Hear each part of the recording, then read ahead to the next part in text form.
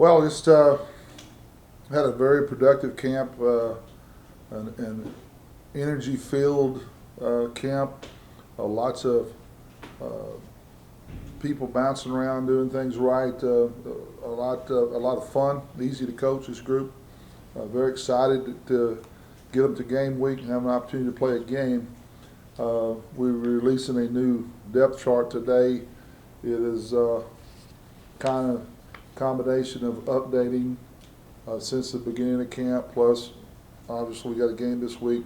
This is what we will go into this week with. I'll hit on this briefly, and then I'm sure y'all have some questions. Up front, I would make too big of Cody Curon and Corbin Carr running what is considered second team. We got about 8 guys we feel that are all worthy to start. You'll see a lot of rollover in between series and the beginning of a different series of different guys playing. But Manasseh Miles has come in and Larry Carroll's come in. They've had good camps. Lawrence Hales had a good camp to go with the guys, and I'm only mentioning the new guys. Will Walconin has done a good job when he's been out there. He's been out with a foot injury a little bit, but we got a number of young men up front that give us, I think, our deepest, most talented defensive line since we've been here. Linebacking core, the first 4 guys that are starting are guys that have been here. You see 4 freshmen, Bear Christensen, we call him Lane Christian, Kevin O'Neal, Marcus Odell, and Dedrick Gardner, and a walk-on, Tyree Alexander, all new faces, and they're all going to play. And these young guys are doing 2 things. They're pushing the guys in front of them, and they're really going to help us out on our special teams. We'll have a lot of young, fresh people to run down on special teams, and I think you'll see a big difference there. Secondary, the 4 starters are still the starters, but you see 3 freshmen in Chasten Brooks, Devin Jernigan, and Rodney Randall pushing them, and they'll play a lot. If some freshmen aren't listed there on this depth chart right now, it's because we're trying or we're planning on redshirting them if we can. But a depth chart, as you know, will change from week to week due to injuries and how people play. But that's how we're going to start offensively. Defensively this year. Offensively, pretty much came out of camp. Left guard, probably Dante's played more than Connor Ward because Connor's been battling a little bit of an injury, but he's back healthy this week. 2 freshmen up front that we're not going to have the opportunity to redshirt, Joe Gonzalez and Ethan Coffin. Both are going to play and play a lot. Probably the biggest change on the depth chart is Keegan Mitchell at second team tailback. I think he's deserved that. He's had a really good camp, so he will not be redshirt. He will play a lot this year. And I'll call Duncan McVeigh, Peyton McVeigh over the year. Y'all just going to have to bear with me. But Duncan's come in and kind of done what Peyton did. Wasn't counting on him playing. He's just worked his way up the depth chart and will be on the field a lot along with DeAndre Jennings. And he's had a very good camp. Receiving core, not a lot of new there except that Michael Handy's out there full time now. Everybody else that you see are names you're familiar with. And then our kickers and punters are all in place. I did skip over the quarterback purposely. They're both listed like that. And I'll be honest with you, I don't know which one I'm going to start Saturday yet. And it doesn't really matter. You'll see the other one in there very shortly. So, and probably McKenzie as well. So nothing's been finalized on that. From the depth chart, where you want me to go next? Open it up to questions. Open it up from that. Okay, well, yeah, I'll do that, then I'll go back. Open it up. So when do you think you're going to name a quarterback starter this week? Oh, I wouldn't be surprised to see us wait till we take the field too. I mean, we'll tell the young men what we're going to do, but as far as alerting everybody else, we probably won't. Just trying to make Bacone, or Bacone. I say Bacone. I think they say Bacone. Work on 2 guys or 3 guys. Yep. Tell me a little bit about Toby Coron. I think he's a New England guy, and is this his Of course, the other team. Or No, he played well last year. okay, yeah. Can you tell me a little bit about him? Just a tough, hard-nosed kid, good feet, great mindset, great mental toughness, and has just gotten better and better. And him and Corbin Carr both are from Neyland, and both have done a very good job for us. And along with those other guys I mentioned, are giving us some depth where we're going to be able to roll a lot of guys in and keep them fresh. But just a good get for us, I think. With regards to the quarterback situation, if a guy gets in there and he gets hot, are you going to stick with him, or Yeah, I mean, there'll be some of that. I mean, it'd be hard to pull him, right? There'll be some of that. There'll be some of that, and this is, I'm getting to the age where I can say I've done this for a while. I don't think I've ever, well, I know I haven't, except maybe for some junior college times. But any four-year school I've ever been associated with, even in high school, I don't think I've ever had a team coming back that not a quarterback was there the year before. I mean, they're all new faces, so we just don't feel comfortable going with one guy until we see him in games, and we want to see him in games. And I know I've been through all that about if you got two, you don't have any, and all that's another. But I really feel that we need to see him play.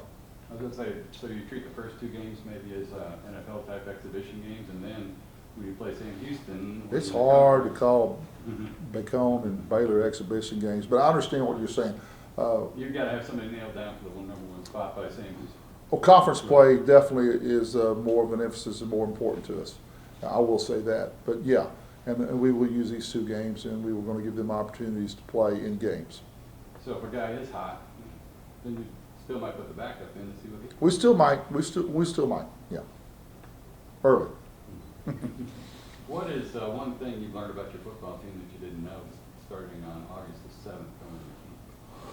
I wasn't expecting this many freshmen to play. I touted them as being a talented class, but I did not think when I put this down you'd see that many guys in the two deep depth chart.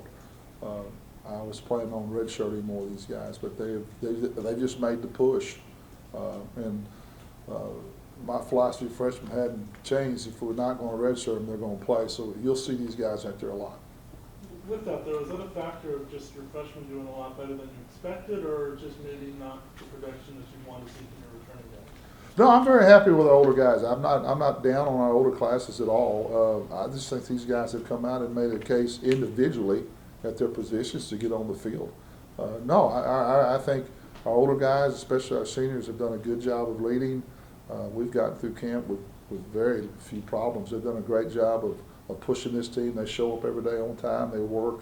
I'm not complaining about the older bunch at all. Thank you for bringing that up. I didn't want the old bunch of guys to think that I'm into a youth movement here. It's just worked out that way.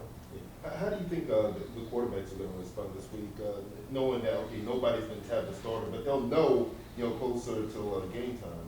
It's going to bother them. I'm not going to sugarcoat that. They're like every other position, every other player. They want to know something definite. But at the same time, I would want to be judged on what I can do in a game, and so we're going to give them both that opportunity. And we want to get McKenzie in there as well. And I just think that's fair. We don't have games to go back and look at. Spring ball, you got 3 days in shorts in a spring game, really. So you really only got 10 or 11 practices. And in camp, we split down the middle. And I'm telling you, in camp, and a lot of you people have been out there, one guy do something good, and another guy do something good, and they just, no one's taking it over from the other. And if they have, I'd have named a starter. Because it'd make all these press conferences a lot easier. But I think at this point, I like to see them both play in a game. What have you seen from Bacone so far, just on tape and what's taken off for you guys? Well, not a whole lot because they're all new. Coach Livingston was there, but he's been elevated to the head position. He's brought in 2 new coordinators.